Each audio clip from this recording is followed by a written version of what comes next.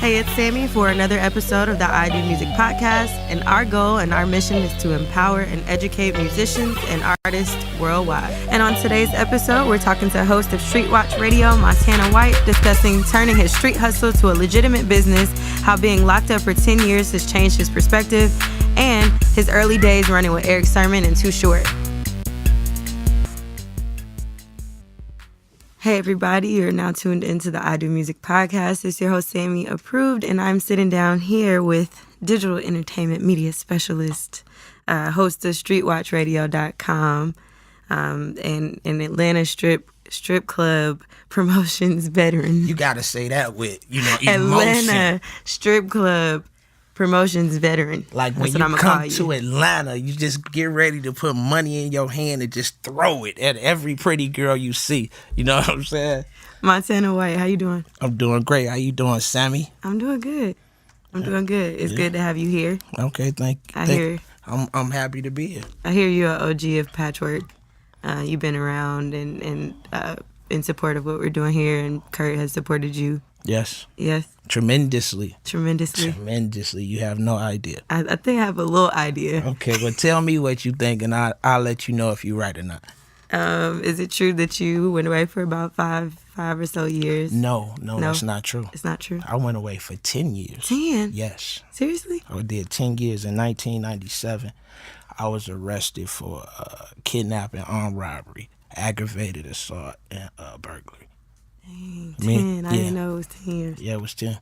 But what was the first thing you did when you got out? The first thing I did, I got off the freeway and we came straight to Patchwerk. Why did you come straight to Patchwerk? Because when I was locked up, I seen a Young Jeezy video, the making a Young Jeezy and Keisha Cole video. Mm-hmm. And it was in Patchwerk, like in here. But the Patchwerk, when I left, was like in a little house. So I was watching that shit and I was like, damn, like, them niggas made it. You know what I'm saying? I was like, and then Jeezy name was Young. And I'm going to say it right now. Everybody named Young is named after me. Ask Kurt. You know what I'm saying? Why is that? Every rapper in Atlanta named Young is named after me because my name was Young Tay. Right. That was that you were formerly Young Tay. Let's talk about it. Tay, yeah. Let's talk about it. I was signed at Too Short and I was here. And, I was running the route, doing Greg Street, and I was with Short and Eric Sherman and Keith Murray, and we had the Rim Shop on Peachtree, and they had Patchwerk, and it was like famous niggas, and I was like a street nigga, you know what I'm saying? So I was like, let me get in. I went to the mall with Keith Murray, right? Mm-hmm. And the most beautifulest thing in the world wasn't out like a week before that. It came on BET. We went to the mall the next day, and I saw all the girls reacting. They was at Keith, and I was like, I want some of that shit right there. You know what I'm saying? So that's how I came in. Young Tay. Yeah, Young Tay. So, talk about you. Why you just wanted to be an artist? You were a rapper. Nah. You weren't a rapper? I was actually a drug dealer. I was a kid though, and my grandfather, God bless the dead, Snake. He had went to the feds. Mm-hmm. So I was running dope from New Jersey to Detroit.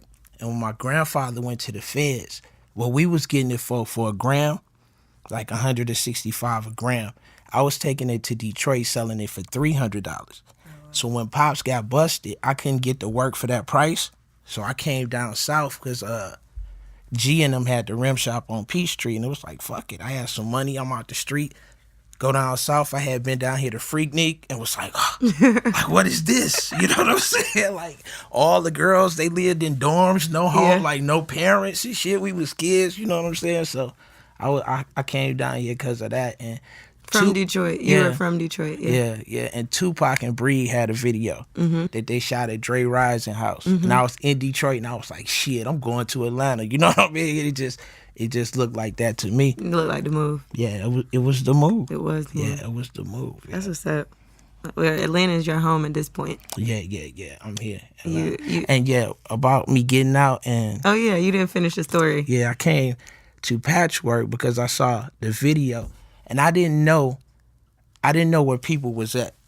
So I knew I needed a spot because I knew famous niggas and I watched everybody get famous while I was locked up on TV, right? So I came to Patchwerk because I knew this would be a jump off. I knew this would be like a base. If I can come in here, I can go there. I didn't know if Kurt was here. I didn't know if Bob was here. If I could just go there and say I'm back, you feel me? I could just start from this point. You know what I'm saying? So when I walked through the door, they was like, "Oh, Kurt and Bob in the back." I was like, "Shit," you know what I'm saying? Like, and I walked in and there was plaques and shit all over the walls. It was down the hall, and they were sitting in here. Yeah. And I came in and them niggas was like, and I was like, and then Kurt went in his pocket and gave me some money, and I've been cool ever since. That's what's up. Yeah, that's really what's up. I always hear that Kurt has. He supported me, everybody that has been on the podcast, I feel like he has supported in some way, and vice versa. You know, y'all supporting his business. Right. What is your relationship or like loyalty to not only Curtis but Patchwerk, like beyond that experience? Like you even talking about from being at the old location. All right. Out the streets, the first place people come to when you in the streets is the studio. That's like your first venture into commercial business, because you buying dope, you hustling, you going shopping and shit. But your first lesson in commercial business is when you come to the studio, because you get instructions. No smoking in here. Book your time. Come, don't be late. If they in here wilding, somebody will come shut your session down. So it starts to educate you about being in business for yourself, right? So when I came into the rap game, Eric and them had a studio under the Rim Shop. But Bob, I had met Bob. How I met Bob was wild. It was a whole nother story, right? But he was like, "I got a studio."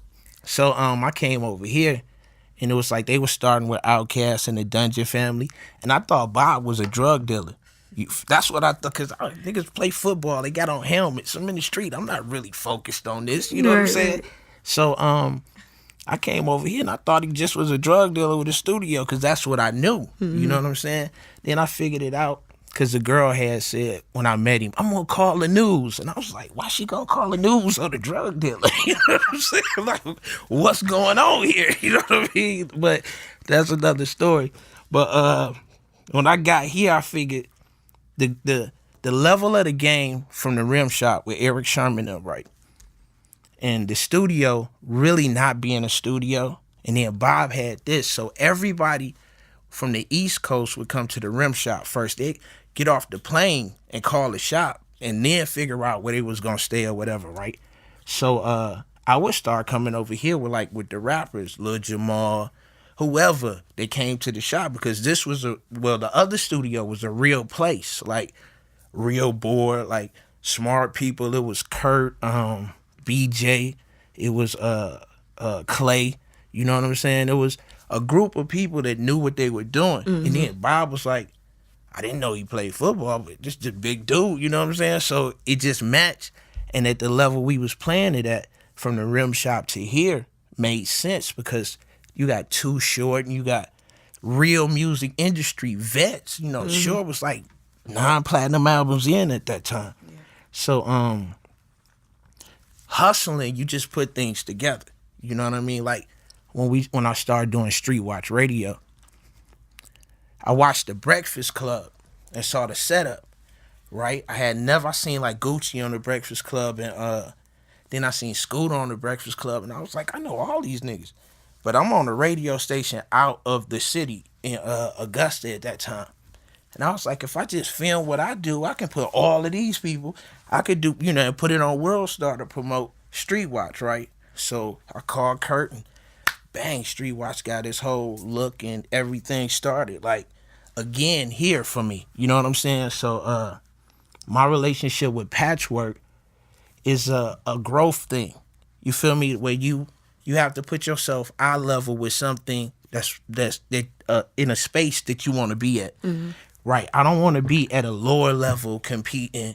I want to be at the top. Right. So these are my friends, and this is what they do. Right. So I'm going to push that, and you know what I mean, and meet them in the middle and help any way I can, because they always help me. Absolutely. Well, let's talk about Street Watch for a second, because that's what you're doing right now. It's on your shirt. You're like, this is your thing.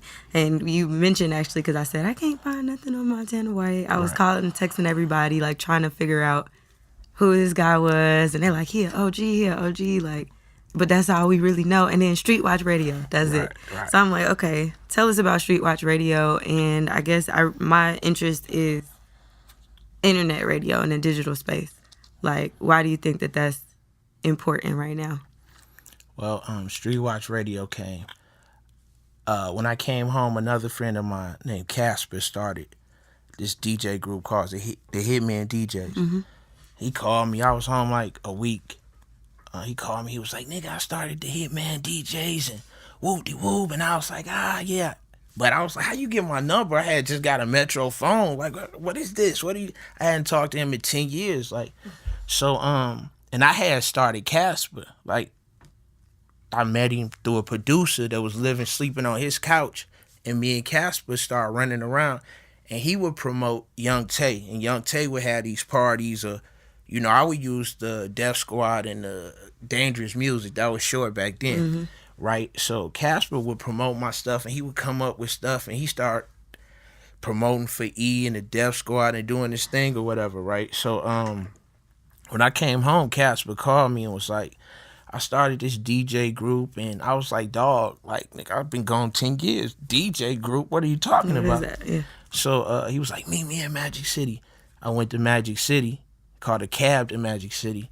It was like the first night I was in the strip club, So went to Magic City, and he was with Rick Ross. He was with Shakir, God bless the dead. And he was with V. And it was like, bam, me, V, and Shakir and Casper, all of us came from the shop, like, you know what I'm saying? And Ross I was locked up. You kicking that gangster shit. I love this nigga, you know what I'm saying? So when I came back, it was like, bam, he had a movie playing on the wall. And he put me in the movie. He stopped the film. He had like snippets of the movie playing on the wall. And I'm in Magic City. This shit crazy, because I'm in Magic City. I just did 10 years in prison. I'm with Rick Ross, V, Shakir, and Casper, and this nigga got a movie playing on the wall. Sounds like you where you need to be. Yeah, I'm standing there like, what the fuck? And this girl's butt naked, and I'm like, God damn it. I feel like I'm great. So, I don't know how to DJ, though. Mm-hmm. So, you know what I'm saying? We're going to get on a conference call. I'm going to tell everybody, you with the Hitman DJs. And bam, that's it. It's my clique. I tell everybody what to do. And this Casper talking. And I'm like, shit, we was with Rick Ross. And, you know what I'm saying? So this shit got to make sense. So we went to Miami, like, for Memorial Day weekend or so. And Casper walking around, and people was walking up to him and shit. Me and him was walking up the street when I left. People walking up to him, shaking his hand and shit. And I'm standing back. I'm like, what the fuck going on? Like, wait a minute. All these DJs, we in Miami, it's Memorial Day weekend. All these DJs, all these parties, they like Hitman DJs. And we go to Jeezy rooftop party. We go to this one, we go to that one. And I'm like, God damn, what did he do? Mm-hmm. And he was like, dog, it's bigger than this.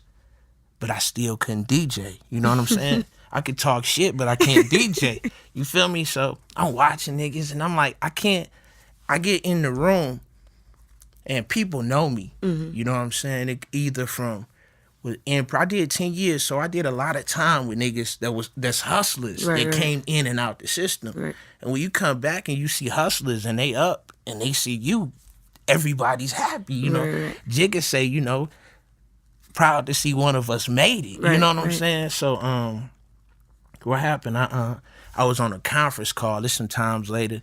I'm in the strip club. I got all the rappers. I could do all the rappers, all the hustlers, all the gangsters come to the strip club. When they come in the door and they see me, or they OG see me, or they uncle or somebody, they like, yeah, I did time with, and I'm in the boom boom room, like on Outkast movie, when Big Boy was laying in bed, like, I'm gonna have a club and it's gonna be hoes and shit. I'm really that, like, in real life. That's real. I got out of prison. My dog had a strip club. He like, come.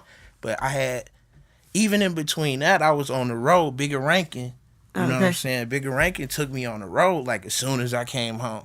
And you were the road manager at that point? What were you doing? I was just Montana White. Like, if you listen to like Yo Gotti, CM5, it come on, Montana White. Mm-hmm. You listening to History of Young Jeezy, it's Montana just came home. And I was just that. It was That's bigger and that was crazy. me.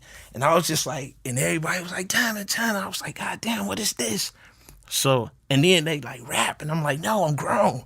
I'm not finna do that. You know what I You mean? was over it at that point? Yeah, when I got locked up, I knew it was over. 10 years? Like, I'm Young Tay. I'm gonna be, they can't call me Young Tay when I come home. Yeah, I mean, They like, could call you Big Tay. yeah, my name Monte White. So when I was locked up, a dude, we was watching Scarface, and a dude from Macon was like, nigga, you Montana White. And the next day, everybody, they never called me Tay or nothing no more. But how I got into the radio thing, the streetwatch thing was, after being on the road with Bigger, after coming back to Atlanta and doing all the strip clubs, and being on conference calls and rappers coming to me, I need you to break my record in the club. Now, I don't DJ. I talk on the mic, right? Mm-hmm. So all the rappers, everybody from Future, you name them, you know, we need you to break the record. We need you to be on the conference call. By me not being able to DJ, I had to look at the future, right? I need a level to keep breaking these artists.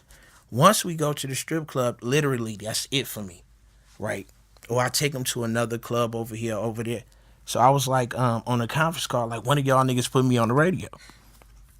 And I got a text. I'm going to call you after the call. So DJ Slate, he called me. He in Augusta. He called me, was like, I'm going to put you on my show. And I was like, cool, you going to be like the man on the street. You can interview all the rappers from Atlanta, call in, and we'll play it back. But when I got on the air, he was like, I got Montana White and whoop-de-whoop, and he the man on the street. And I was like, this Street Watch Radio. You know what I mean? Because in my mind, I was going to put a show inside a show. Right. I didn't want to be Montana White, like, just talking. I don't know, like, just me being Montana White is not enough. Yeah. So I came with the show, Street Watch Radio. We here in Atlanta, and you there, right? So I get a girl. She was the first girl was a stripper, you know, because everybody likes strippers. You feel me? All my girls, all the rappers know the girls. So to grow the show, I use strippers. So I had strippers being my co-host, and we would record it. And now we get on the road because I know the clubs. Mm-hmm. You put me on the radio, now I'm in your market. Right. You feel me? Right. So I went to all the strip clubs. The other radio DJs, hey man, what clubs popping? You feel me? So I got into the clubs through the radio station. You feel what I'm saying? Once I did that, all the strippers, the streets was like Montana here. Right. Because the girls travel, so the word travel. So I started taking artists on the road, like from to Atlanta, to Augusta, through all the strip clubs, right? So with Street Watch, it was like a little segment, but it was always bigger than like the 5 or 6 minutes they gave me to talk. Mm-hmm. So the internet was like Twitter, Facebook, or whatever. Mm-hmm. It's a place where you can repost information. Like if Ross come on the radio right now, if you're not listening to whatever station he's on, you missed the interview, right? So I'm looking at World Star and the Breakfast Club, and I'm like, well, if you want to re-see these interviews or rehear them, you have to go to where somebody has to upload it and put it online. And the radio station wasn't built to do that. They were built for audio. Mm-hmm. So for them having a whole video production, editing, and uploading it to YouTube online, whatever, that was never their business. Mm-hmm. And this is a small market. Mm-hmm. So they're even slower. And I'm with Bigger Rankin, I'm with Casper. You know, Bigger take me and we go to Core DJ. Oh, this Tony Neal. So I'm smoking and I'm walking down the hall. Oh yeah, Tony told me to come in. I don't know Tony Neal is who started the Core DJs, but I'm with Bigger, so I'm in at the top. And this dude's like, dog, man, I'm trying to get into Hitman. I'm trying to get into Core. And I was like, this is the thing you try to get into? Because my perception, I never knew what it was. Right. So when I got in it, I was like, this is a big deal. Like, we going to conventions and shit. I didn't know this stuff was this big. You know what I'm saying? So I got into the radio thing with the idea of how to push artists at a bigger level. Not knowing how to DJ, I need to know how to talk. You know what I'm saying? So interviewing them and putting them in places like, you can give me your record right now and I can get it played on the radio. Hands down. Bing, bing, bing. Right? After they play it in the mix, the radio station doesn't promote it. See, social media is its own lane. Right? So the radio station does its job. It plays the record. It's over. Now you need a promoter. You need somebody to be like, this record playing on, this station, this record. You need somebody to drive all the social media, the traffic, the artwork, even the SoundCloud link or something. The radio station doesn't do that. Right. So I was at odds with the station about them not doing it. And it's like, y'all wasting my time. I come down there, interview somebody, I can't even get the audio back to put it on Twitter or something, right. To put it on a social media page. So I started thinking outside of them, like, I don't need them, they need me, right? And that's when I started taking, like, the internet more serious and making Street Watch a bigger thing on the internet than on radio. You feel what I'm saying? So it was like that. You seem to run into a lot of people and run with a lot of people in a lot of situations. Not a lot of people, but the right people is better. I'm lucky. You lucky. Yeah. You I'm think like you lucky? Forrest Gump. You seen Forrest Gump? I love Forrest Gump. That's how my life is. Real talk. Like, that makes a lot of sense. Yeah. At the end, it was like he did all of that and didn't even know. You feel me? Yeah. That's true. Yeah. Yeah, I'm sorry. Yeah, no, you get it. Yeah, I think it's interesting because, you talked early on about running with, like, Eric Sermon and Too Short. How? Like, is it just by happenstance? You feel like it's luck, but I think that, that is a part of it, but it was kind of meant to be, like, maybe it's something about your energy. I don't know. I'm from 12th Street, Detroit. Corner house, grandma house. Corner house, grandma house. At the other corner is Hitsville, USA, the first Motown, right? This is gangbang West Side shit, right? This is burnt down house. The house next door to my grandmother's house was burnt down, vacant lots. You go through our neighborhood, it is like Katrina or something, but never Katrina. This is what we was raised in. They put a movie out called Detroit, and it was about the riots. It was deep. The 12th Street riots. I'm from 12th Street. So my whole life, we knew about the 12th Street riots, and we saw, like, they never built nothing. Like, shit, just empty lots.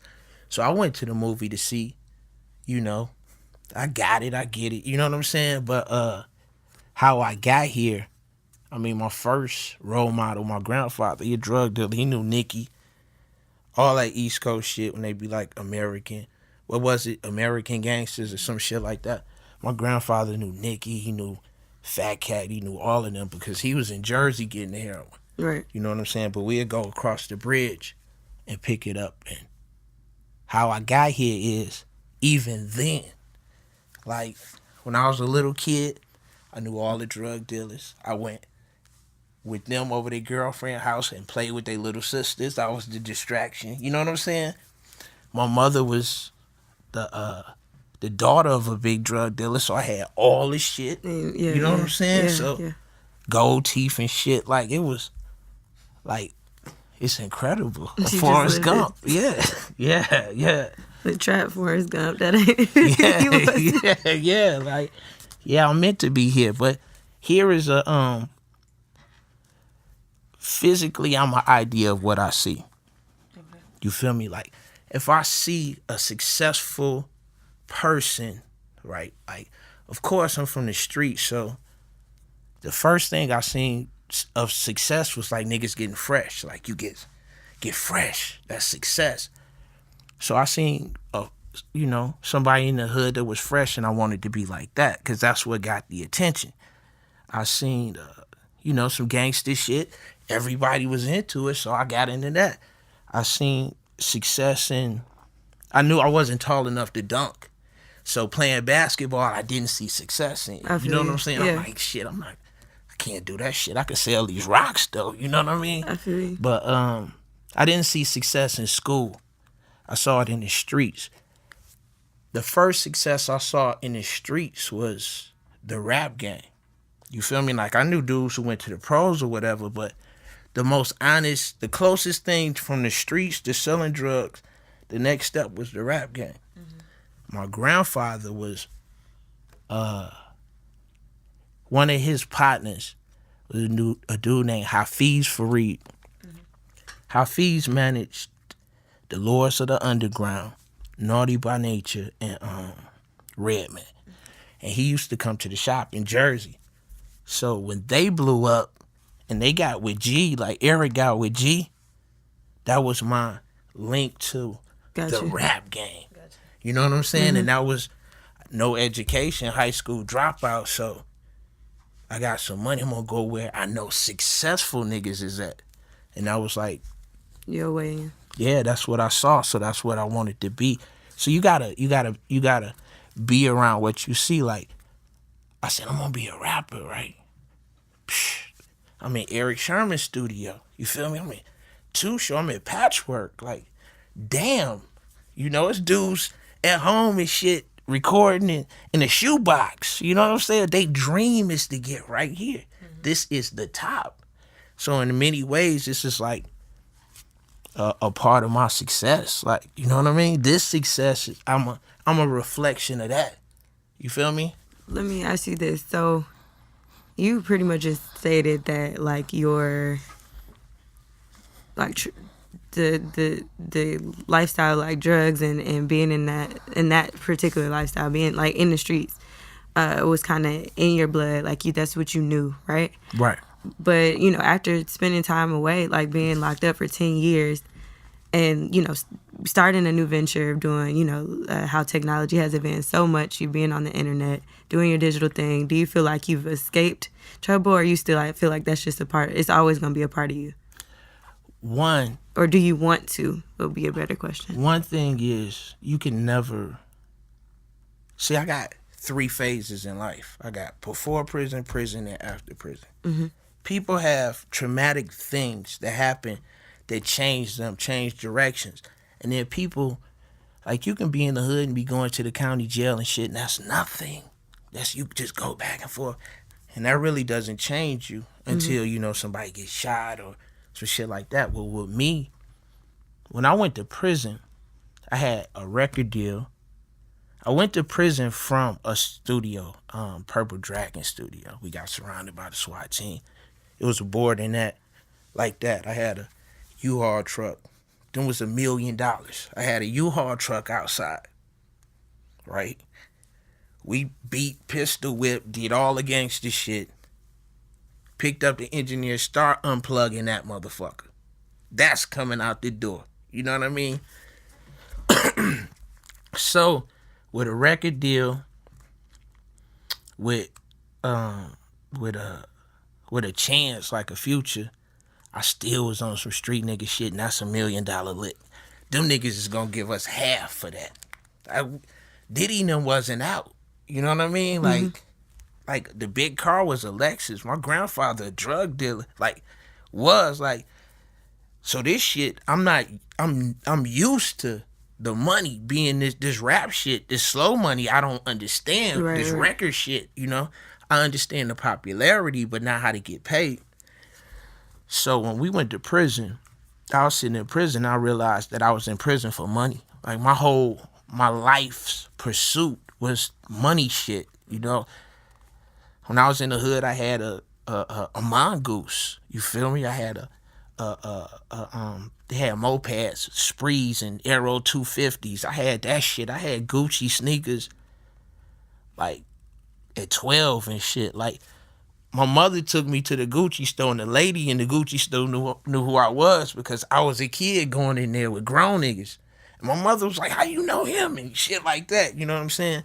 So when they sat me down, I had been Tay for so long that I hadn't figured out that I was growing up, you know what I mean? And now I got 10 fucking years, right? And I'm down south, and You seen the movie Life? That shit real. They like that up north shit. And I'm like, nigga, I'm from Detroit, nigga. You know what I mean? Like, so it's like, I was like, damn, these niggas are savages. And all of them, the wave that we went to prison with, the new niggas wanted to be rappers. So niggas was in there beating on their chest and rapping. And like, nigga, when I get out, I'm gonna get on and I'm gonna be straight. And I'm sitting in there. I don't freestyle. I don't do shit. I don't know how to beat on the table, but I got a goddamn record deal. Yeah. That was supposed to be my life change. But nothing traumatic had happened to me. Just niggas getting killed or going to jail or whatever. So when I was sitting in there, I decided to educate myself. So I started getting books and newspapers. I wouldn't read no fiction. Mm-hmm. So I'm getting the newspaper, books, and shit like that, right? So everybody in prison knew who I was because I was just with Too Short.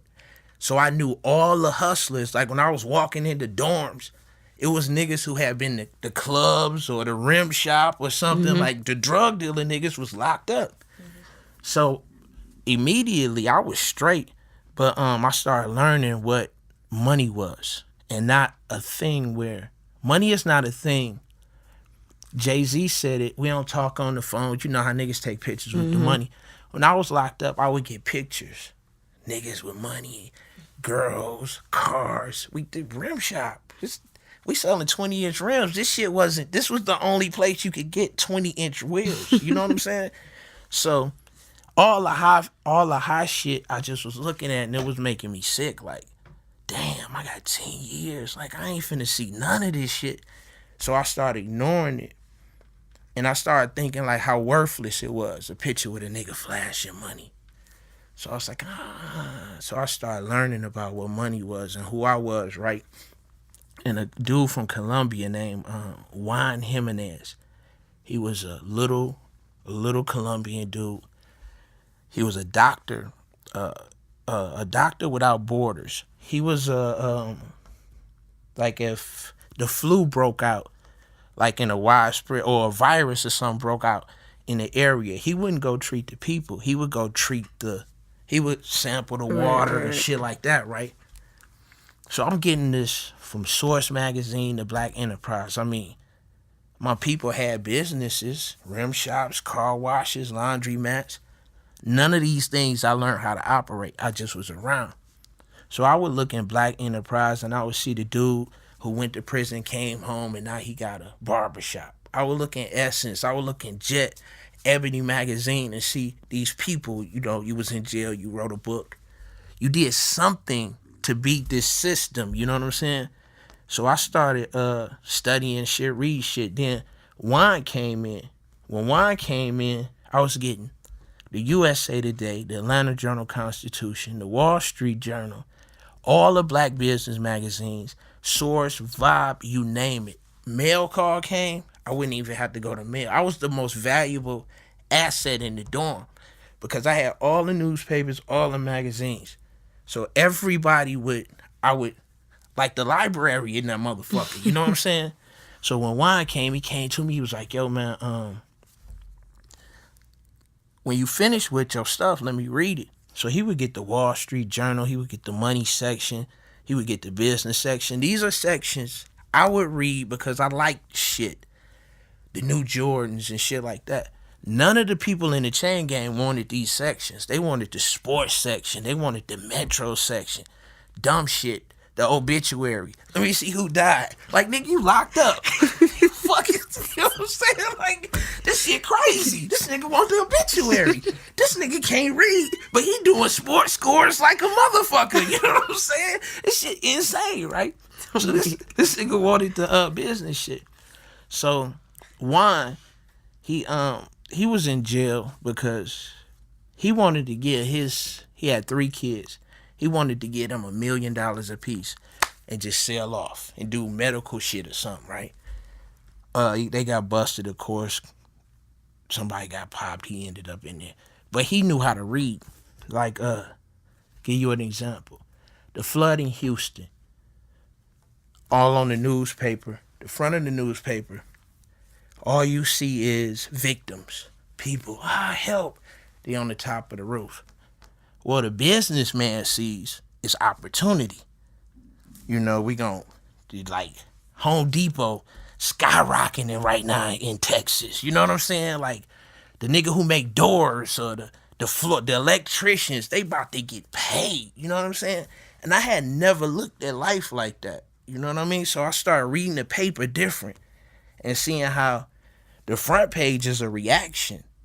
In the business section, it's finna tell you, we finna pick this apart. Yeah. You feel me? And we finna get this money. You know what I'm saying?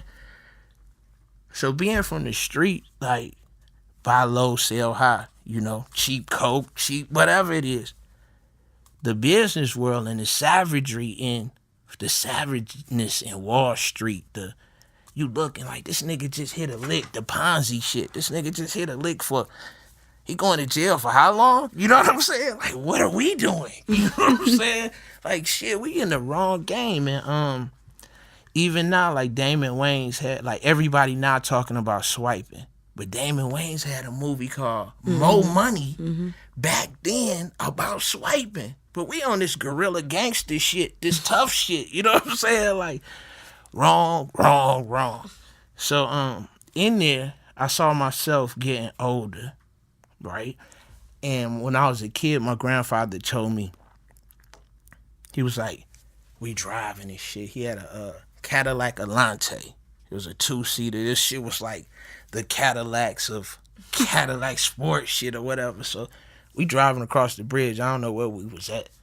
But my grandfather was so big that if he took you somewhere, like I got uncles and shit, if he just took you, you was like, the shit, you know what I'm saying? Like, at that moment, you was the shit. So, me and him riding across the bridge, and he was like, yo, man, if you want to get money like this, by the time you my age, you're going to do 20 years in prison. Right? And I probably was like 12 or 13 or some shit.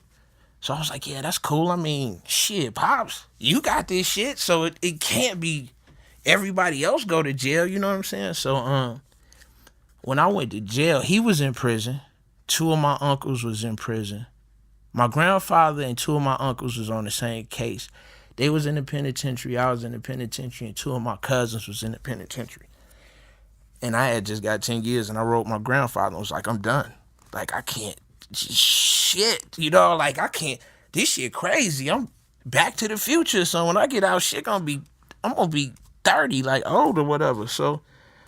In there, I decided to that the streets couldn't do it, so I had to educate myself. So I did the GED. When you in the system and you want to change your life, you have to understand what the system is. And now that you behind it, now the system is on top of you. Mm-hmm. When you just a person with no felonies, you like, the system. See, you can still work with the system, but once you become a felon, that shit is, and if you on some gangster shit and you listening to this, don't catch a felony. That's the worst thing you could do. Like, that shit is insane. Mm-hmm.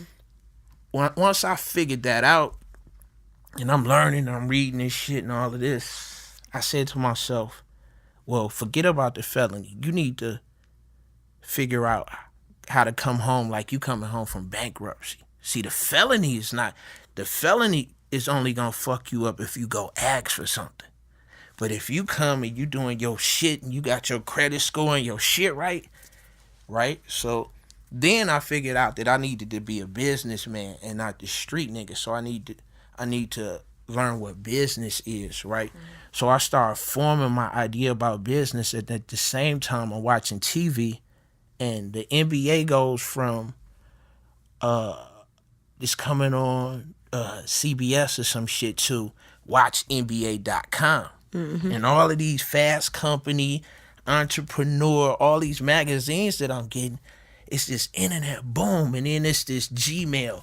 Hurry up and get a Gmail name. 1 million people registering Gmail names and shit like that. So I got like 5 years left. So success. Right? Mm-hmm. I'm seeing successful things adapt to the system. Everything's a .com. Everybody got a Gmail. So I called my mother and I had her do Felony World. Felony World at Gmail, felonyworld.com. It's like I'm 5 years in. So I know I need these things when I get out. So even right now, you go on Street Watch Radio, YouTube, it's under Felony World at Gmail. So you know what I'm saying? Even that. So when I came home, or just knowing the music business too, like Napster happened when I was locked up. Like, not being on the streets, you don't have the tools, the everyday tools that people have. So while you locked up, you existing through headphones. You know what I mean? So the cassette tape turned into the CD player. You feel me? Shit, like you could see the change. Yeah. So I started looking for the change, and this Napster shit happened. This MP3 player shit happened, right? So along with the Gmails and the .coms and the shit like that, right? So I saw the successful hustlers. They didn't just have phone numbers, they had email addresses, and you know what I mean, and websites and shit like that. So I followed that trend again. So when I came home, like Kurt made my first logo. He made the Felony World logo. Really? You know what I'm saying? Like, cause man of many hats, huh? But that was me knowing a successful person. Right. To know, because niggas when I came home in 2007, niggas was like an email address. I don't even use that. They was like, I'm gonna email you something. It was like, shit, I gotta remember my password. I'm like, what? Yeah. But I'm around Casper. I'm around Bigger Rankin. I'm around Kurt. These are successful people. They traffic in music online. Right. You know what I mean? So I just fit into that whole. If I have to communicate with them, I can't call Kurt and be like, "Yo, man, I'm gonna come pick up a disc or some shit," and he can be like, "Man, I just email that shit to you." You know what I mean? So I have to fall into the category of the people that I'm dealing with. Yeah, you know what kind of adapt. Yeah. So what excites you more than money, if anything? Opportunity. You know what I'm saying? The chance to be able to do something like what if you only knew how to get money out the street, right? And that's just it. Like, I never had a job, so I never went to apply for a job to work to get money.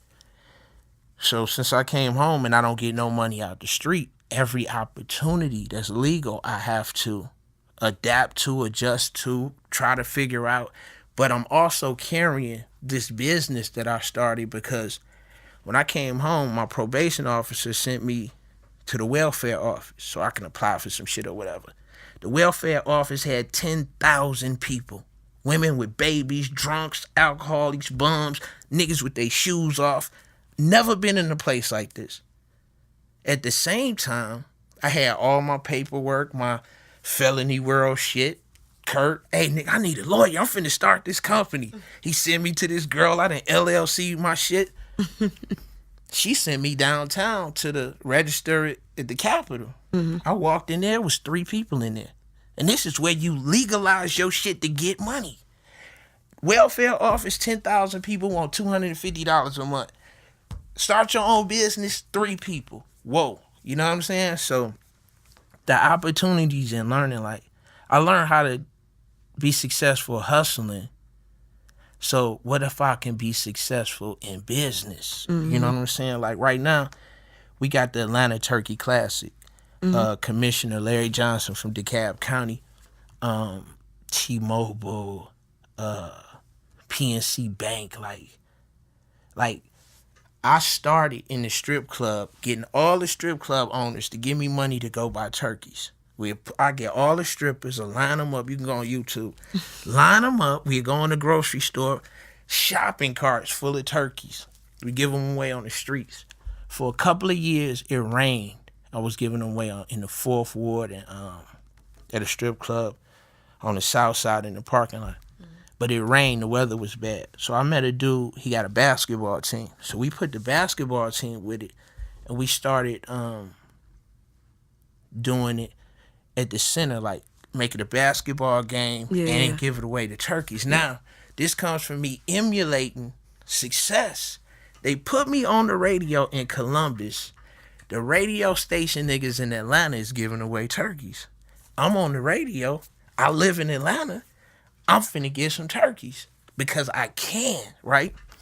So the club owners gave me a whole bunch of turkeys. We started giving them out.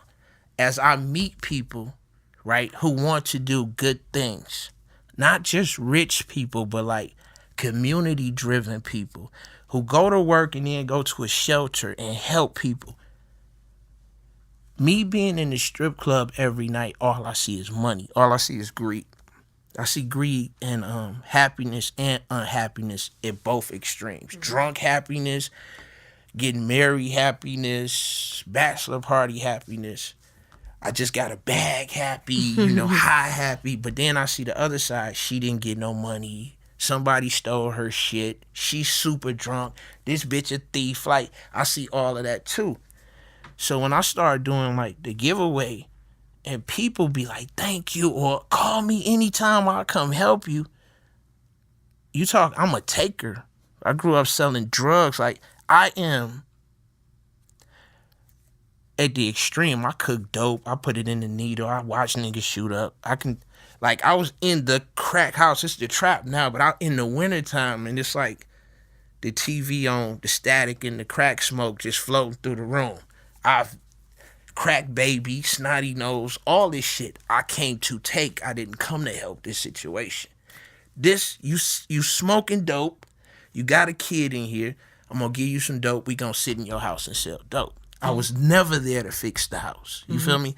But now that I'm grown, now that I'm a man, and now that I've seen the impact, and I don't have to make money in the street. When you have to make money in the street, you have to go along with what's going on. Mm-hmm. But because I'm not in the street doing it, I have a different perspective.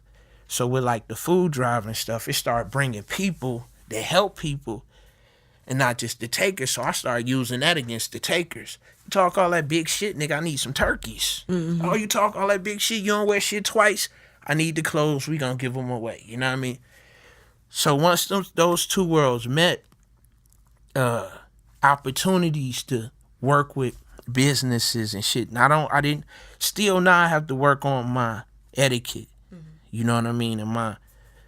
And my business professional dealings. You know what I'm saying? But it started bringing another kind of energy, people into my life.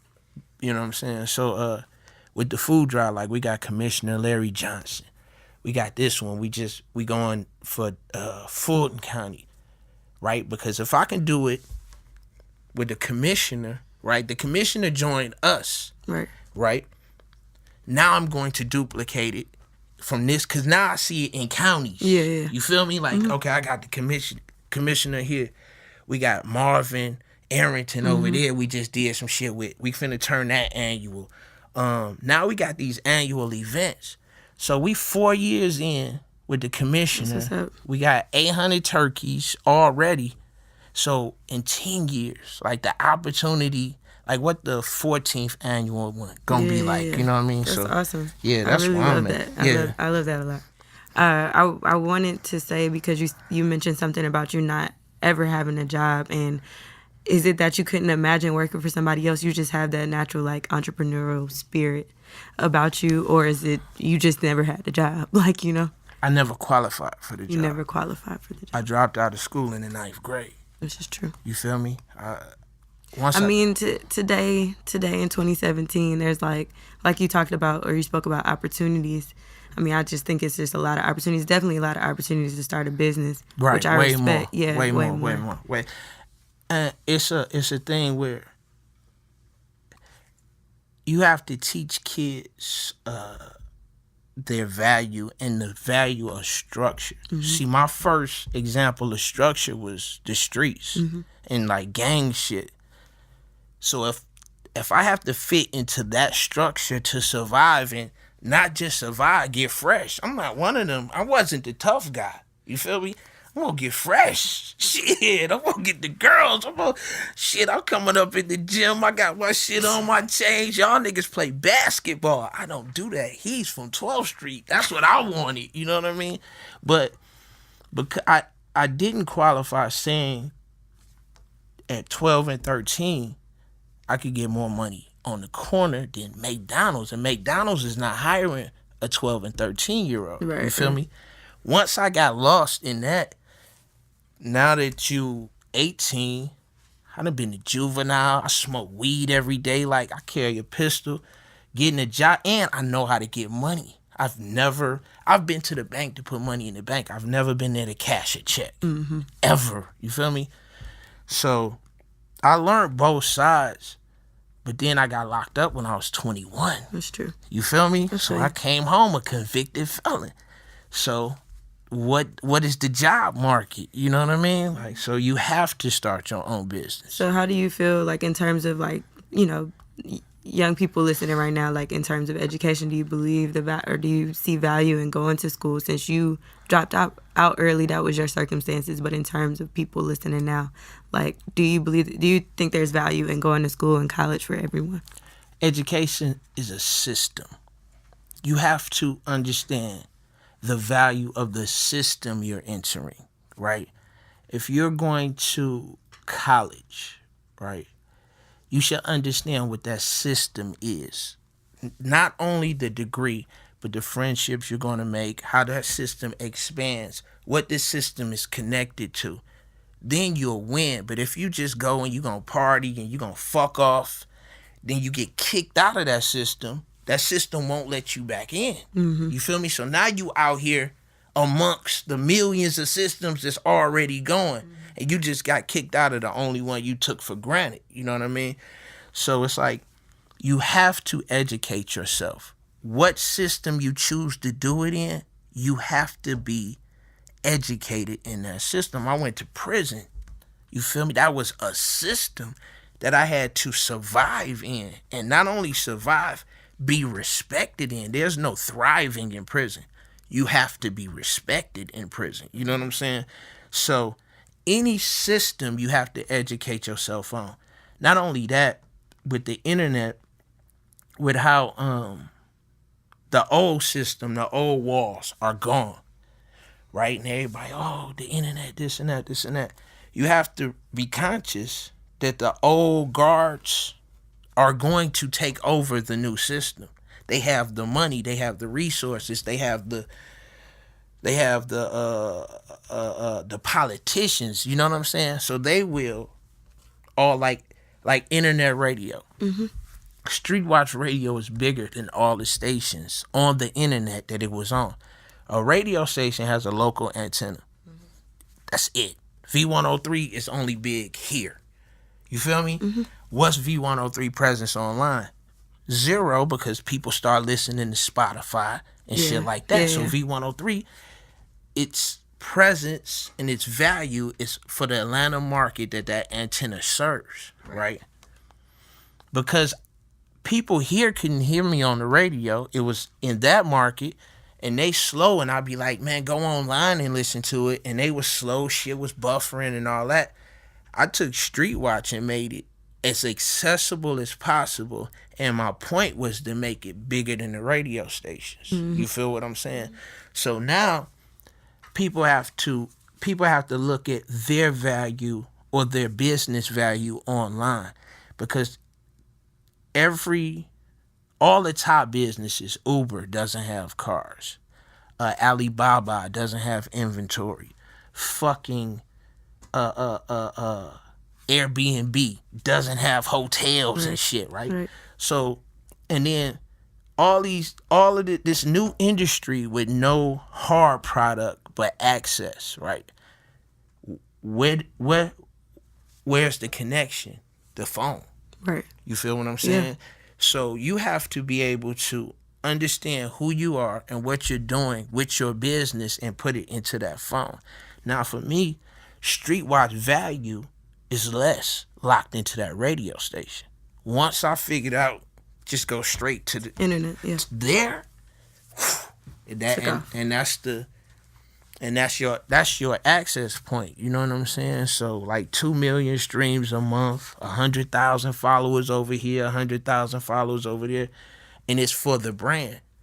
Like you was like, Montana White, you can't. Like, you look up Nike, you don't look up the CEO. That's real. You feel what I'm saying? Street Watch is bigger than me because of the perspective. I have a high enough a level of understanding to understand politics now, street politics, how to merge the two, you know what I'm saying, with our past, our present, and hopefully, you know, what we see in the future. So it's like, you have to educate yourself now on how productive you can be online. You know what I mean? And that financially, because if you don't have money in the bank, or if you don't have a debit card, then you won't be able to operate this phone as well as you can. You know what I'm saying? So to all the kids or hustlers or whoever's listening, I was telling the dude the other day, he hey man, I need my song on the radio. And I'm like, look, even if I put your song on the radio, you need to think about where your song is online. Right. Because the radio station, even if they played your song 24 hours a day for 7 weeks, it could not beat how much traffic or how many plays you can get on YouTube, on SoundCloud, on, you know what I mean? So where is your music at? You just telling me V103 playing it. That's not enough. Where can I go get it? Yeah, in this change. Yeah, for real. Yeah. Tell people where they can watch or listen, because you're on YouTube. You're everywhere. Streetwatch Radio. Yeah, streetwatchradio.com. Yes. Yeah. And they can tune in, and do you have multiple hosts? Like, how does this work? Yeah, like right now I got Ginger. She's down in Houston. So she's reporting from Houston. You can go on streetwatchradio.com. You can hear Ginger. We do entertainment, like updates, report, media, traffic, trending stuff. Tonight, you know, you can come to the strip club. Tonight I'm at the Diamond Club, but you can come to the strip clubs, Tees, Blue Flame, the Diamond Club. You know what I'm saying?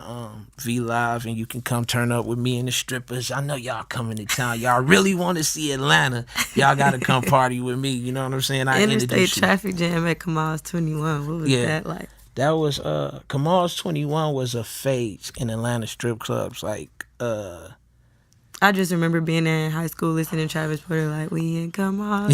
I used to always think, like, dang, I wish I could go to Kamal's. Yeah, I was so young. We got in trouble for that because we ain't 21, and we, you know, I'm like, come on, man, y'all can't say that. You know what I'm saying? But it's the strip club is an experience, just like if you go to Miami, you got to go to South Beach. So if you come to Atlanta, you have to go to the strip club, eat you some chicken. It's the best food, you know what I'm saying? The best girls. You're going to see the best tattoos, you know what I'm saying, on women. You feel me? Kamal's 21. Yeah. Yeah, so, I mean, this is the person y'all need to talk to. For sure. When it comes to the Atlanta strip club scene, and also internet radio, you got it on lock. So we appreciate you coming to tell your story. It's very insightful. I can't lie. For me. Yeah. So I know they hearing it. I have no idea what I just said. You said a lot, but you know, we'll let you hear it back. You know what I'm saying? Go to streetwatchradio.com, do your thing. And Channel 10 Atlanta, right? Channel 10? Channel 10 Atlanta. Dope. You know what That's I'm saying? what's up. Where can they find your social media if you want them to see Streetwatch Radio. Right. It's Streetwatch Radio on everything. Everything. You know what I mean? On everything. Cool. You feel me? Well, we appreciate you, Montana White. All right. Streetwatch Radio. Yeah. This is the I Do Music Podcast, and as always, y'all can follow me at Sammy Approved on all social media platforms. Until next time. Right. Black Power. Right? Black Power. Black Power, baby. You know what I'm saying? Sonically superior.